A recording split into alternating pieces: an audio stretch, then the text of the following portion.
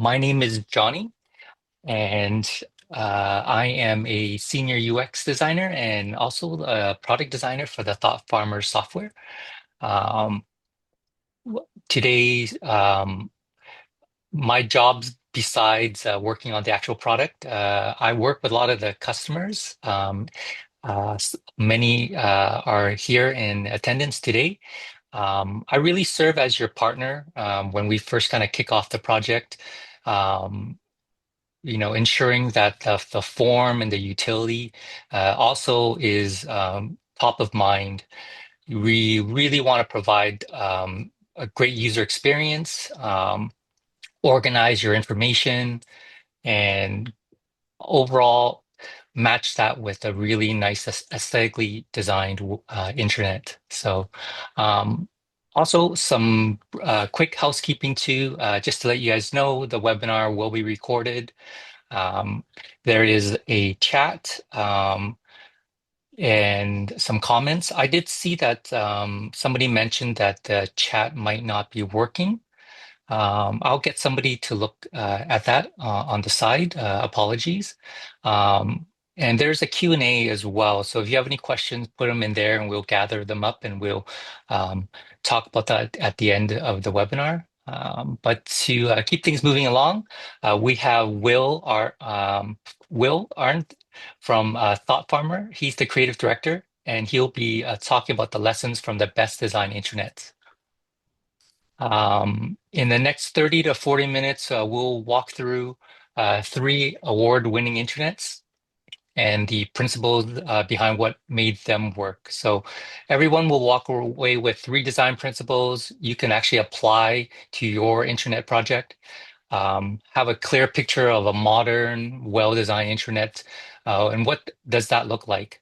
And we'll also share a free one-page design checklist, 12 things you can audit for your own internet project. So we'll share that with you guys this week as well. So the best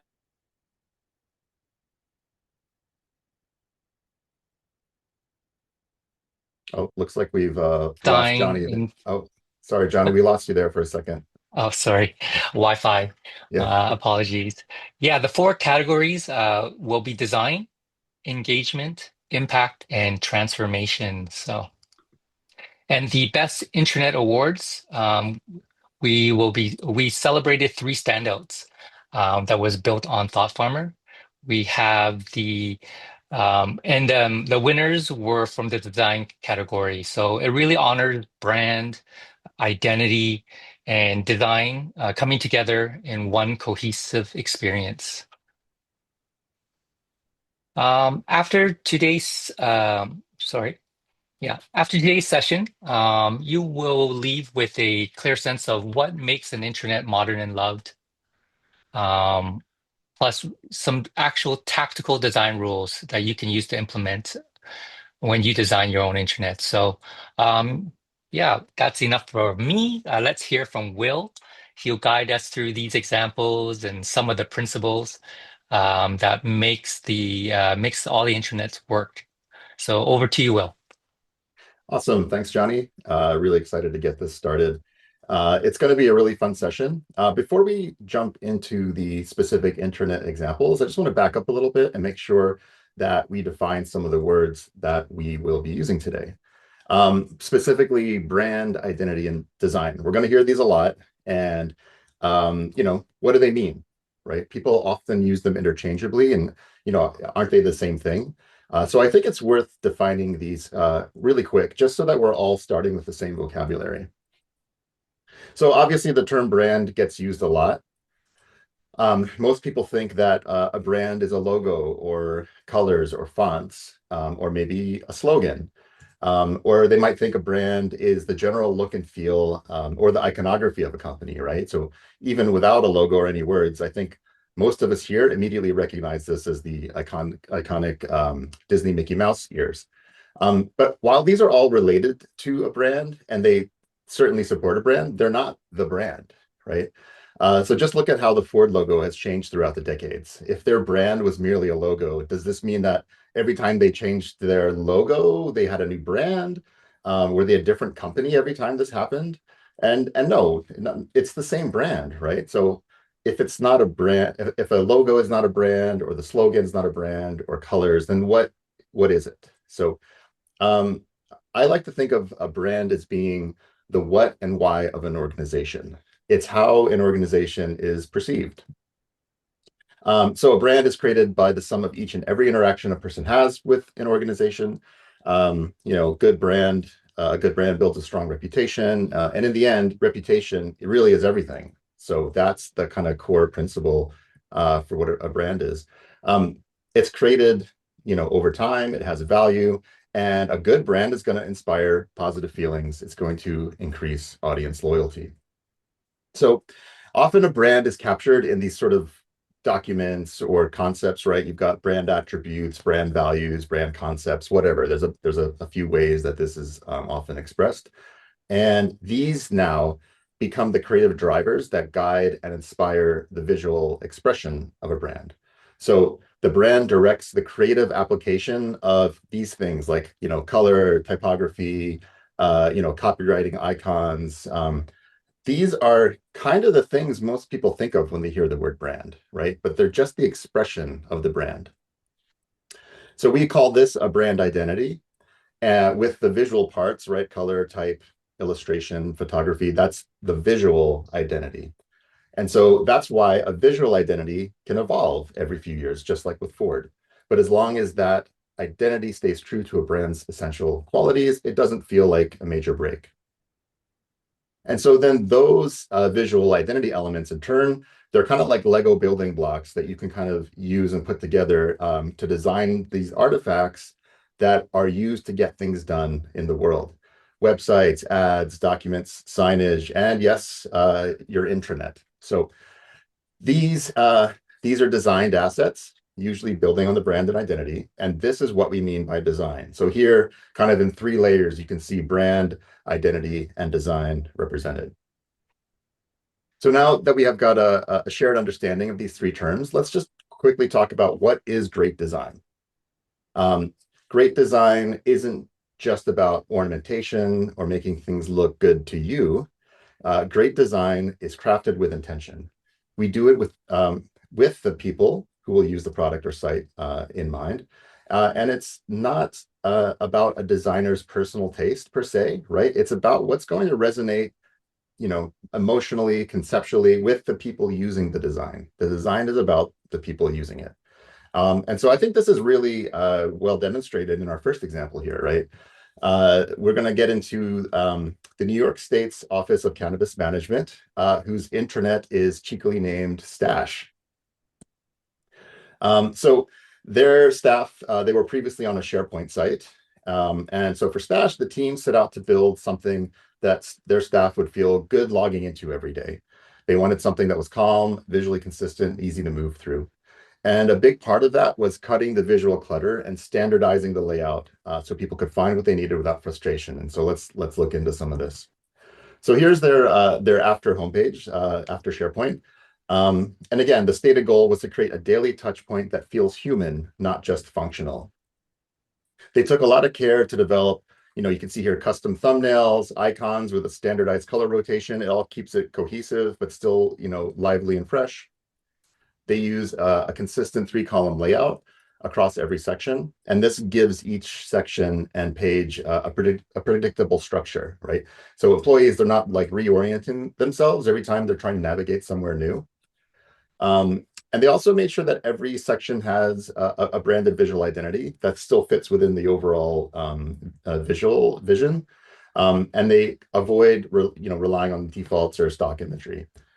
So in this case, the overall design is sort of governed by one person for consistency, but other aspects of the identity, like their name, mascot, personality, this was all sourced from the whole company. Staff actually named Stash by organization-wide vote. And Stash made their intranet feel more human by giving it a mascot, a unique tone, a distinct personality. In their words, they want to make the intranet feel less like a system and more like a supportive teammate. So this is Sprout or Sprout Mix Sprout. And Sprout doesn't just occupy header space, right? It's not just ornamentation. they're used as a persona, as a character, put to work through reminders, tips, forum posts, seasonal refreshes. They show up and support the site. And so because they were involved in creating elements of this intranet, by the time the intranet launched, the staff, they weren't just handed a tool, they met something they'd already built. So I think this is actually a really great example of a cognitive bias called the IKEA effect. And that basically describes how people tend to value something more if they make it or assemble it themselves. Right?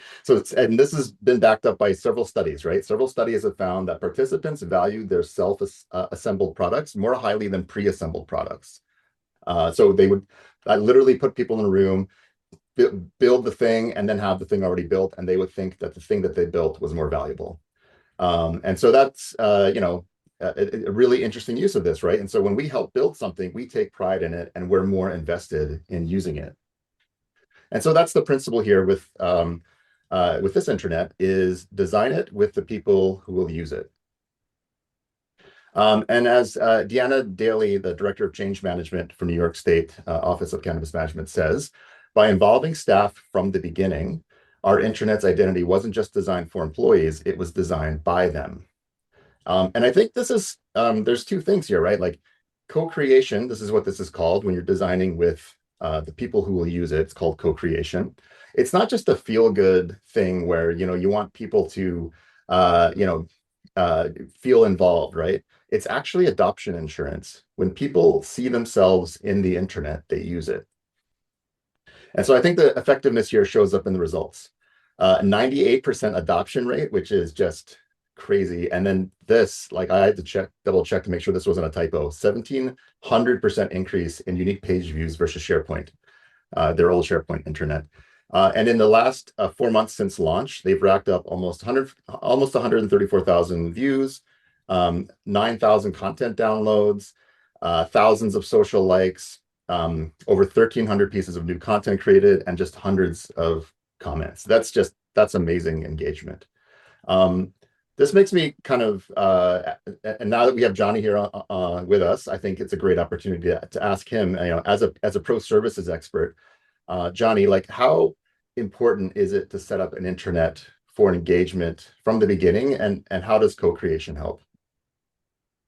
Yeah, I don't even stress it enough, but like the increased engagement and greater adoption is simply just like the product of co-creation from the very start. So when I engage with the customers, we always say and emphasize co-creation, get the stakeholders involved, get your employees involved, give them a voice, ensure the employee needs and are heard and reflected in the new intranet. Yeah, you really don't want to build in a silo. You want to solve their pain points.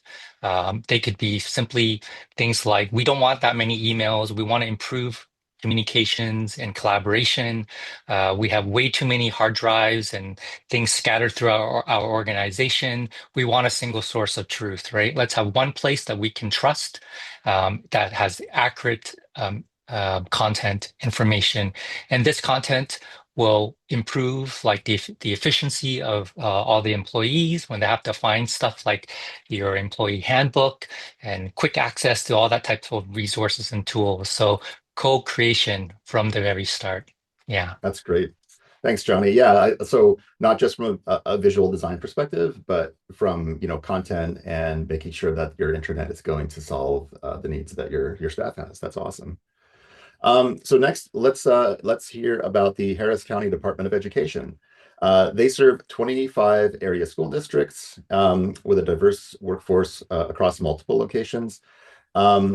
But before we continue, just real quick, one thing I want to mention here is that each of the three intranet examples that we're going to see today, I think they really show how an intranet can be designed to look fun and whimsical, right? Having a corporate looking intranet, I think that's great. That's perfectly fine if that aligns with your culture. But these intranets, they just happen to break the corporate mold, and they did it by intention. And that to me is what makes them stand out. So I just wanted to highlight that, these are some of the more whimsical examples, but definitely that doesn't mean that they're right or wrong for your organization. So yeah, moving on to Harris County Department of Education. Here's where they started with their previous intranet, okay? Um, and one thing I wanted to point out too, this is their public-facing site, right? This is the official HCDE brand. It's built for the community they serve. But their intranet, the new one now called the portal, it looks kind of neither like their old intranet or the public-facing site. They deliberately built a sub-brand here. And you might be asking, well, what's going on? Um, here's a way that I like to think about internet brand identity. And this is not like an industry standard or anything. It's just a lens that's helped me when speaking about this with customers. I think internet brand identity sits on a spectrum. Aligned strictly follows your external brand. Then on the left side here, we have self-contained, and this is a completely separate identity that doesn't match the external brand at all. And then we have hybrid, which sits between, right? You might have some recognizable brand elements, but there's some deliberate divergences made where they make sense. And so being intentional about where your intranet should sit on this spectrum, I think it allows you to build an intranet that reinforces the reality of your internal culture, right? Now the question might be like which approach is actually right. I mean, generally, as a creative director and I care very deeply about brand and brand consistency, the default in my mind is usually try to stick to your public facing brand, right? But I think there are lots of really good reasons not to for your intranet. So I think it helps to consider these three elements together. This first element is your organization's core values. These might come from leadership or brand or strategy documents. Then your brand attributes. So ideally, you might have a set of like brand identity guidelines. If you don't, you could probably do an audit of your communication assets, or if you have an external branding agency, they could probably help you with this. And then finally, your organization's employee experience, right? What your internal culture is really like. And there's a variety of methods, like workshops and surveys to help you uncover what that is. But I think if you can look at these three elements holistically, and you can come to a little bit of a determination about the relevant relative alignments, right? This is a little fuzzy here. I actually do have like a little bit of a formula sheet, but it's way too complicated to get into. But I'm just to think of this as the feeling, right? So, for example, if you've got a strong near universal alignment between all three of these areas, right? There's no, like you see the same words show up over and over again across your values, your experience, employee experience, your brand attributes. Um, you see the same kind of themes and concepts, then really your job is simple. Keep your internal comms aligned with your external brand. It's kind of a no-brainer, right? But if there's a strong aligned internal culture where the values and the employee experience really kind of gel and overlap, that's maybe a signal that your internal comms might need a little bit of a different approach than your external brand. And there's lots of reasons for this, right? The external audience, who is your customer, might not reflect the internal audience, who is the employee. So, maybe it's a different demographic of staff that serves another different demographic externally. Maybe the internal culture doesn't actually mirror the interface or an aesthetic of your product, or maybe the work itself is actually kind of hard and psychologically difficult, and the internal culture, you need a place to offer like a supportive kind of respite from that, right? There's lots of different reasons why this might be. There's still a, brand connection, but there should be some, and there should be some overlap, but there's room for a different approach, I think, that suits the needs of an internal audience. Um, and if the alignment between the values and the employee experience is still strong, but not that far away from the brand, then this is really more of a hybrid approach. We've got like recognizable reference to brand integration, and with a customized twist to address some internal audiences. So getting back to Harris County, if we put the public site next to the portal, clearly looks like it might be self-contained, right? It might be on the self-contained end of the spectrum. Different palette, different theme, a mascot in outer space. The intranet, isn't necessarily referencing the public brand. It's kind of its own universe. And again, looking at the public brand, navy, red, the civic star, it's more formal, a little more institutional. It's built to signal trust and accountability to the public and the districts they serve. And I think it's really good at that job, right? But that same gravity might be the wrong tool for an internal audience. And the people who log in every day, they don't need to be reassured that their government is credible. They need to feel like they belong somewhere. Um, so the self-contained choice isn't a rejection of the public brand. It's just recognizing that a civic identity built for public trust and an internal identity built for community, they're just doing two different jobs. Again, this is the key principle here. It's a deliberate decision about who the internet is for. And just a real quick side note here too, like if we look at the footer of their public website, the Harris County Department of Education, they already run like a whole family of sub-brands, right? Each with their own identity. So the portal isn't breaking the rules, it's just following an existing pattern of letting programs have their own voice. And that's the thing about the spectrum, there's not a clean point. They actually might be sitting between hybrid and self-contained with the portal, and that's fine because that's a position chosen with purpose. So in this context, teal, the gold, the space theme, the mascot, all of it fits within their overall brand identity strategy. And speaking of the mascot, this is Uni, the unicorn. Uni reflects their identity as the only Department of Education in Texas. Uni, single. The astronaut theme connects to, Houston's Space City identity, NASA, the Astros, exploration, right? There's lots of positive connotations here. And Uni has become a unifying symbol across the workforce spanning many programs and locations. So I think this is clear. Like your intranet doesn't have to look like your public facing brand because the website is for the public and the intranet is for staff who show up every day. And here's the principle: make a deliberate choice about who the intranet is for. It's not meant for the public, it's meant for your internal staff, right? I think here, Oliver Dyke, the web content coordinator for the Harris County Department of Education, I think sums it up pretty well here. This deliberate distinction shows employees that the portal is its own space, a dedicated hub for them, not just a digital filing cabinet. So again, here's some more proof. It seems to be working quite well. Over 500,000 page views a year in that year timeframe there. Nearly 1,200 active users. Their most visited sections, unsurprisingly, is information on pay time off, leaves, that sort of thing. These are all the sort of HR and personnel related details that people ask for. So they optimized these most visited sections for mobile because they knew that their workforce, their frontline, they're on the move. So it's not really a surprise here that we've got 72,000, sorry, mobile page views supporting that design intention. So again, I think these numbers demonstrate a place designed for their staff and their staff. I think so far they seem to feel really at home here. While we're here, Johnny, I just wanted to ask quickly, like, I think, notice which sections drive those numbers: pay, time off, leaves.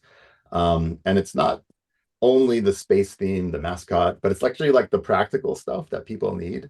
From your PS service, professional services work, how much of a great intranet is really about getting that content right and not just the visual design? Yeah, for my role, um, there is a focus on content strategy.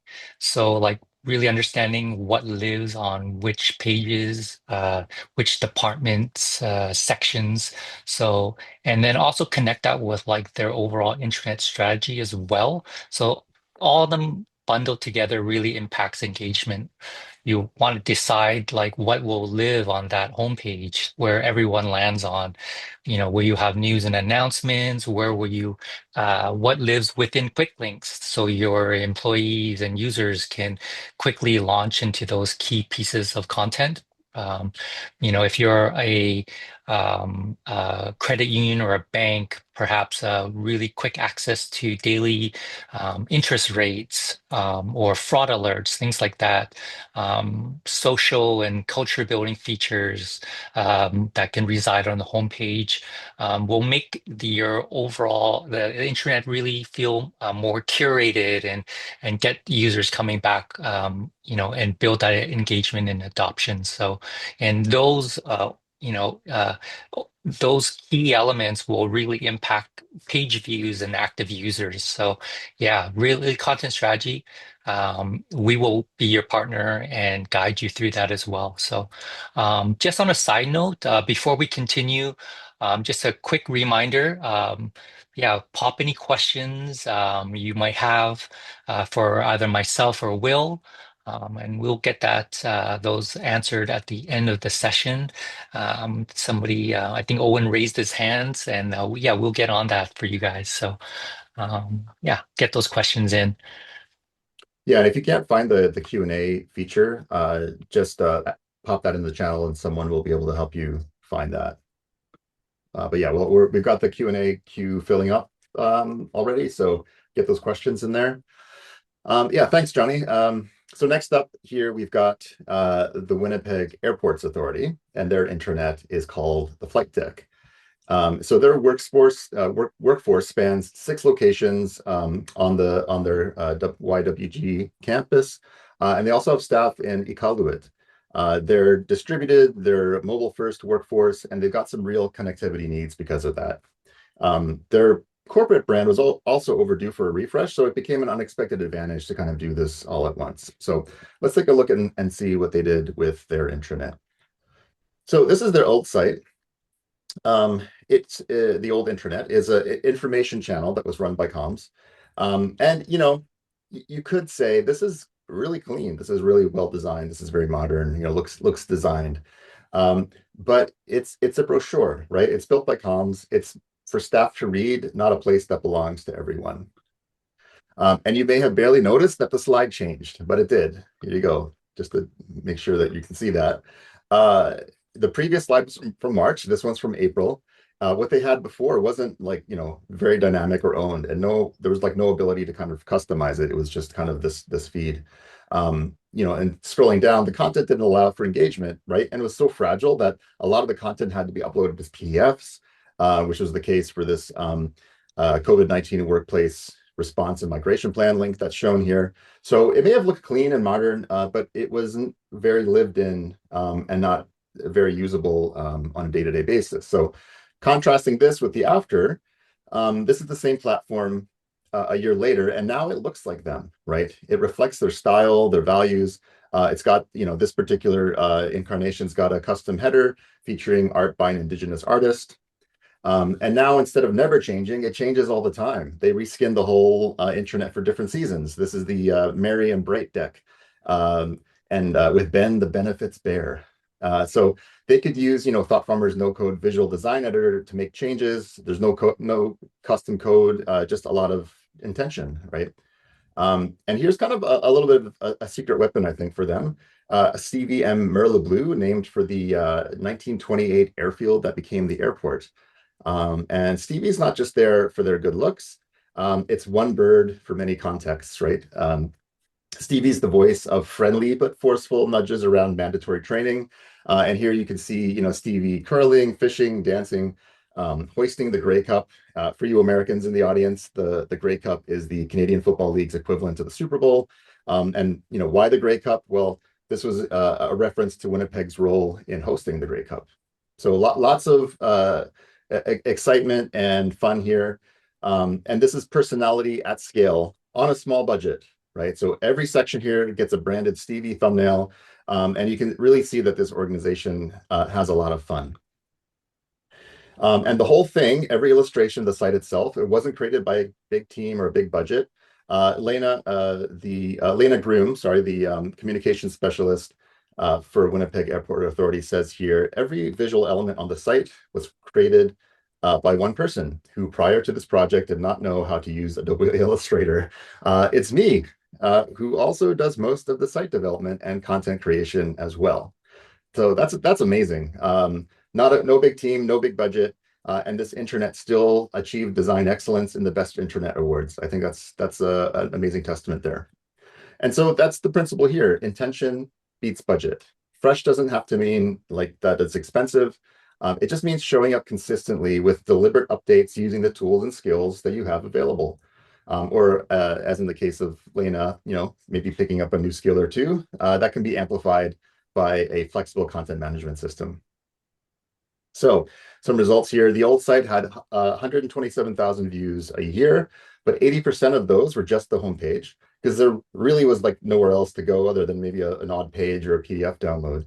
And the new intranet has 3 times that traffic spread across the whole site. So people stopped glancing at a notice board and they started living in a community.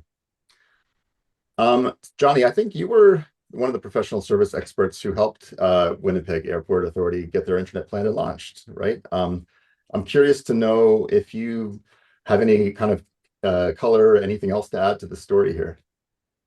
Yeah, I definitely had the pleasure of working with Lena. She hit the ground running super fast and familiarize herself with like the ThoughtFarmer product. Yeah, definitely a rock star.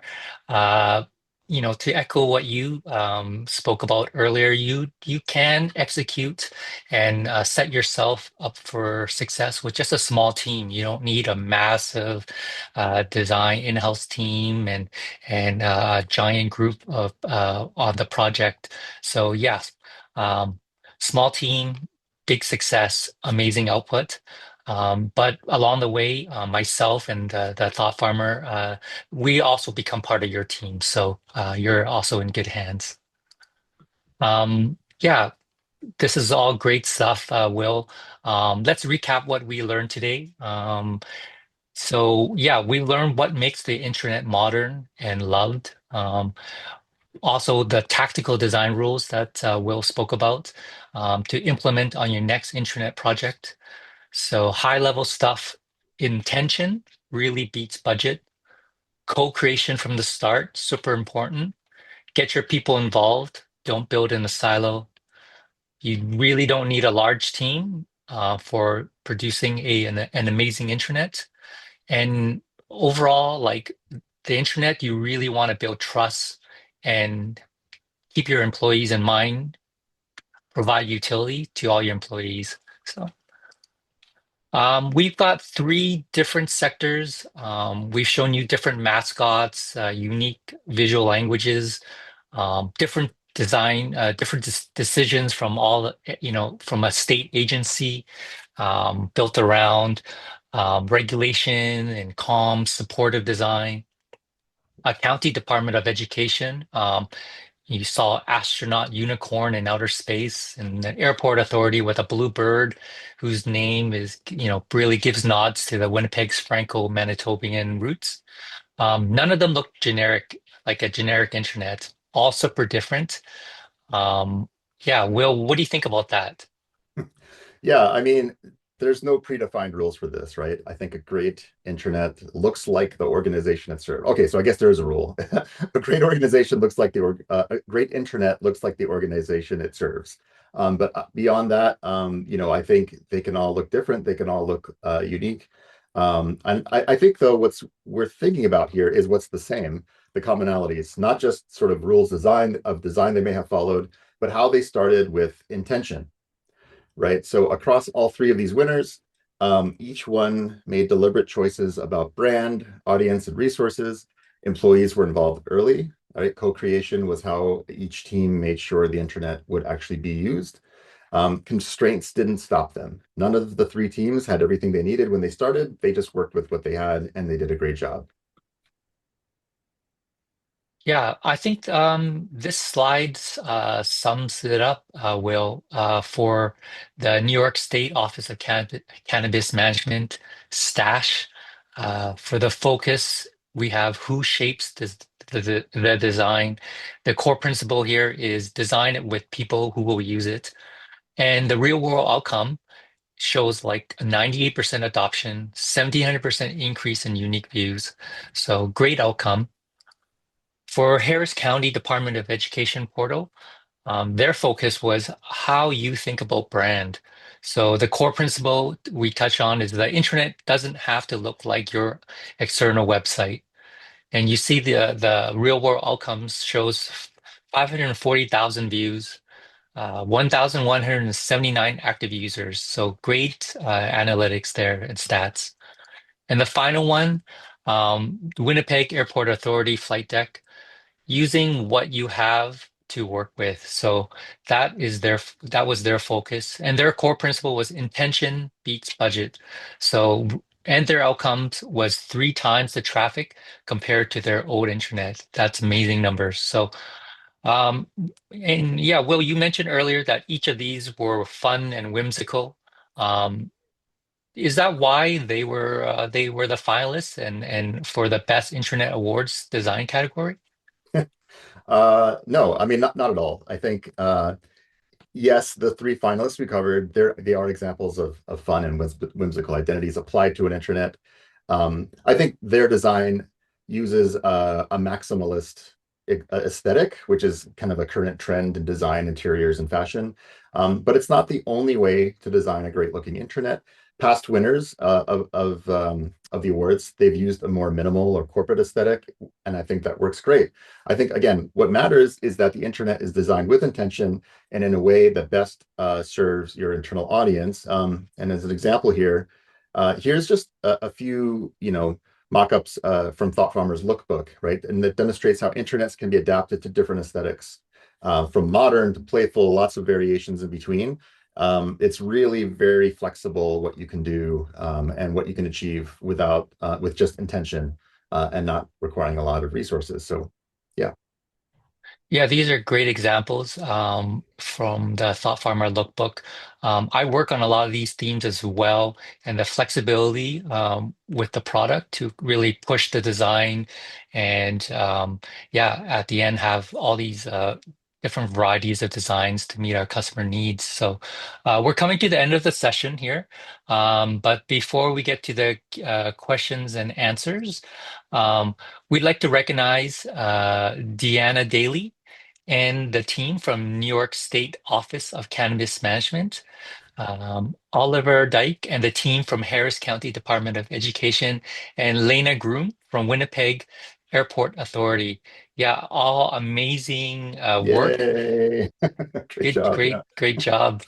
I look forward to the best internet design every year and seeing like the awesome designs. So great job, and really showing what Thought Farmer is capable of in the hands of creative people with vision and intention. So yeah, awesome. Um, the we're here at the Q&A portion of the webinar. We've got some great questions coming in. So yeah, we can run through a few.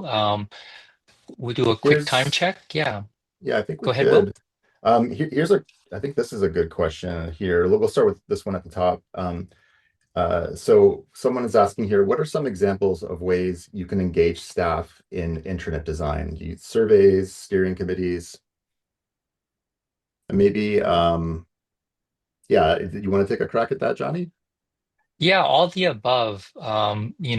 Having those surveys and polls and reaching out to the different departments, having design sessions also like internally to talk about their existing branding guidelines, tone of voice, and how can that be reflected. So the key is once again co-creation and having those touch points with your employees, your department leads, even fun stuff like naming contests and having that interactions with yeah, your organization. So yeah, that's the key. Yeah, and I think even beyond the scope of design, a lot of those are kind of in the design realm. I think um, yeah, you like you mentioned the naming contest. Something that I think might be undervalued is the idea of champions, right? If you can train key members from each team to add their team's content and be a champion for their team, that really helps, I think, with that. I think, um, you know, teams, it enables them to own the internet post-launch really quickly. There's lots of different ways you could do that. Workshops, do some task testing on your navigation design to see if people can actually find, the content they're looking for in certain scenarios. Um, yeah, there's tons. Oh, Yeah, yeah, lots of really content good. audits, task testing is great. Yeah, yeah, a lot of UX engagement processes that can help drive the co-creation for sure will. Awesome. Um, here's a question. Do you see design trends with intranets? Is this something customers should update on a regular cycle? Um, I can take this one. I think there are certainly trends in intranets. I think they're influenced by just broadly software trends too. So what you see in like a lot of the business productivity tools, um, you're going to see that in intranets. And so I think where it's important to note here that there's a difference sort of between like the UI or like the buttons and the structure and like the branded elements. So there's different, there's a little they're obviously very connected. But you want to make sure that they are aligned. And so, with an internet software, you want to make sure that you're able to match that so that they're not competing with each other. So that, like, say, a dominant trend in software and intranets is going to be fighting against your kind of maybe your more fun or whimsical maximalist aesthetic, right? But if I see trends with intranets and across customers, it really is about the customer and their industry. And I think that's the most important thing. It's less about what should an intranet look like and what should your intranet look like. Your intranet needs to be a welcome place for your staff. If that means a clean, minimalist experience, that's what it should be. And if that means something a little more maximalist, a little more fun and loose, then that's what it should be. So I would say for your own internal intranet needs, buck the trends. Certainly reference them. I mean, if you're like a design agency with an intranet, yeah, you might maybe want to pay attention to the trends, but I would pay more attention to what your staff responds to. Just time check here. Yeah, I think we have time for a couple more questions. Oh, sorry, there was a part two to that question. Is this something customers should update on a regular cycle? Um, again, I think it depends on your staff and your needs. You definitely, like, if you can keep it fresh consistently and iteratively update it, it's going to be updated anyway. So if you look at it from today to next year, you might see it might look quite different. Should you like completely do a wholesale redesign every few years? Probably, right? It probably makes sense to keep your staff engaged and fresh and make it feel like it's a fun place to go. But also be careful that you don't kind of throw out what's actually working well. So through that engagement, I would definitely encourage people to reach out and find out what do people actually love about it right now, and what do people not love about it, and work within that context rather than just aiming to have like a fresh redesign every few years. Yeah, seasonal updates sometimes are fun, and that will Mhm. keep it fresh as well. Kind of like subheader images, a fall theme, spring theme, things like that. So. Yeah. One other question here. We'd love a mascot, but how do we actually make one? Um, yeah, so okay, the usual path is you would contract an illustrator, someone who's good at doing this stuff, right?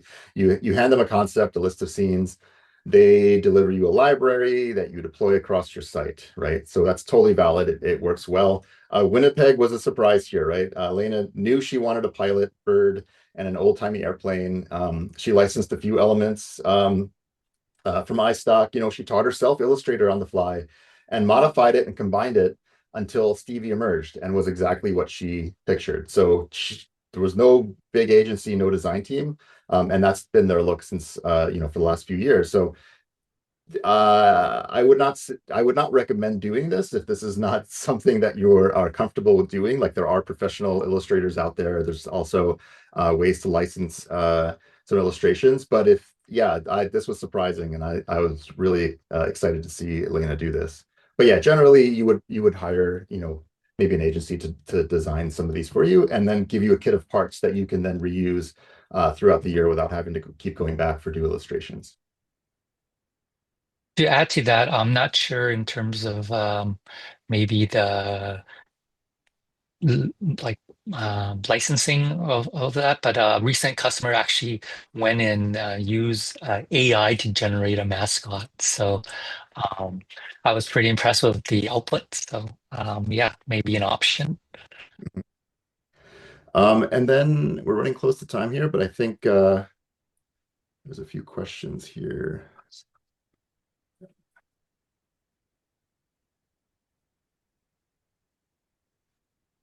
There's one around clients. Did these clients use their own designers or did Ah, ThoughtFarmer okay. design designers assist? So yeah, depending on the engagement, somebody like myself would actually take all the assets and do a at least a version one and some iterations for the customers. And then they would extend that. So creating their iconography throughout the site or illustrations.